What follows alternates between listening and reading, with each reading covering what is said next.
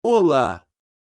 Reflexão e paz traz uma linda reflexão sobre a parábola da figueira frutífera, onde você irá perceber a diferença. Aqui dá frutos e aqui não dá. Não esqueça de acompanhar até o final o vídeo, se inscrevendo, curtindo e compartilhando e ativando o sininho. Seja uma figueira frutífera onde você estiver, faça a diferença. Uma vida sem propósito e infrutífera pode levar uma pessoa à depressão. Como podemos nos livrar da esterilidade, ausência de frutos, lembranças negativas, palavras amargas, reclamações da vida, dos amigos, da família, relacionamentos infrutíferos e etc. Segundo a Organização Mundial da Saúde, a depressão afeta cerca de 340 milhões de pessoas e causa cerca de 850 mil suicídios por ano em todo o mundo. No Brasil, são cerca de 17 milhões de depressivos. A depressão é apontada pela OMS como a quinta maior questão de saúde pública. Tornar-se frutífero é seguir a direção contrária da depressão. Não é uma afirmação de que cristão não sofre ou não passa por momentos infrutíferos. Muitos personagens bíblicos passaram por momentos de grande aflição. O profeta Elias chegou a pedir a Deus que lhe tirasse a vida. Jó perdeu os filhos e teve grave doença. Ana sentiu amargurada de alma, entre muitos outros.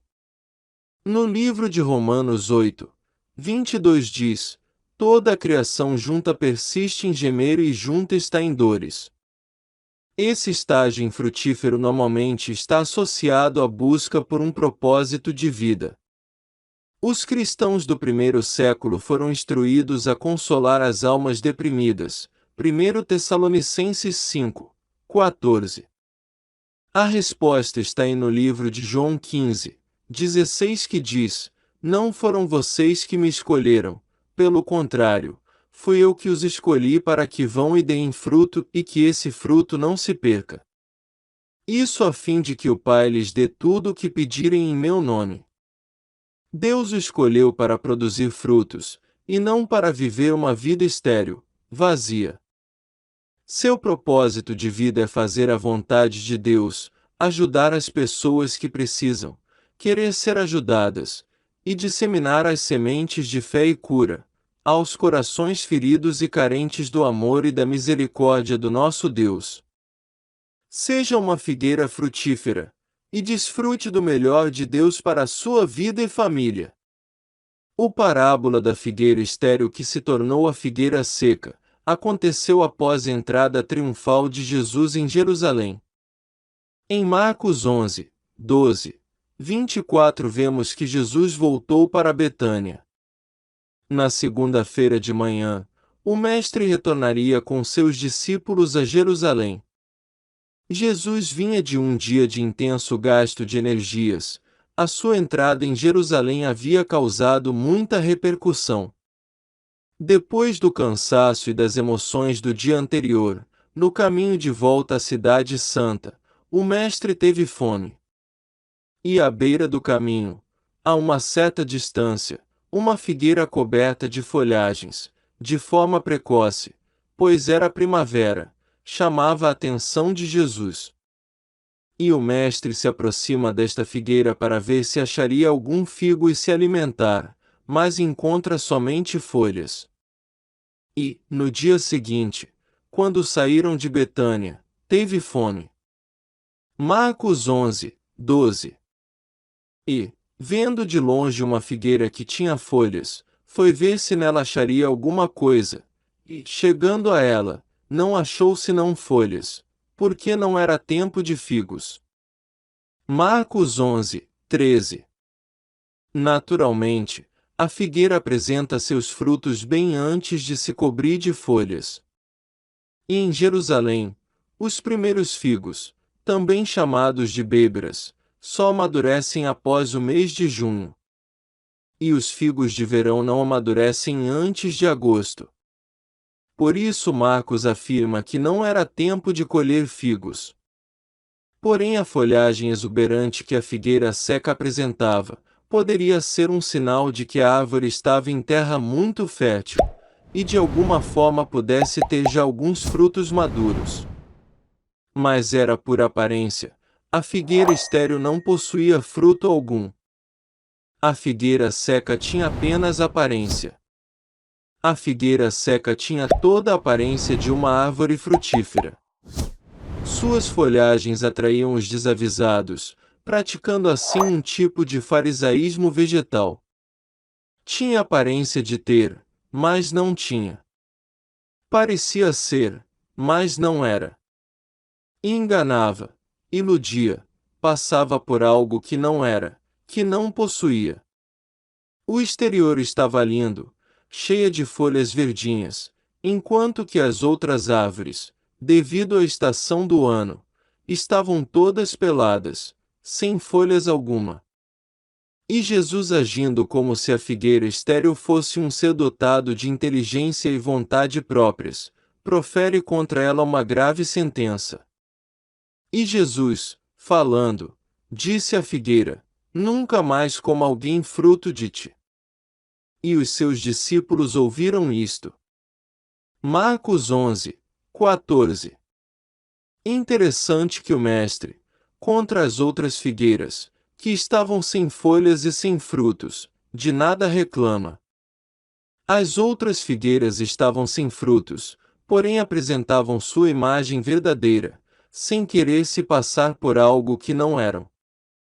Estavam sem folhagens, quem as vissem saberiam que não encontrariam figos nelas. Afinal, não era tempo de figos, não havia nada de errado em não apresentar frutos, pois não estava na época certa.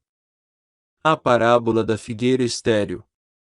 E no dia seguinte, os discípulos notam que a figueira estéril tinha se tornado em figueira seca, desde as suas raízes.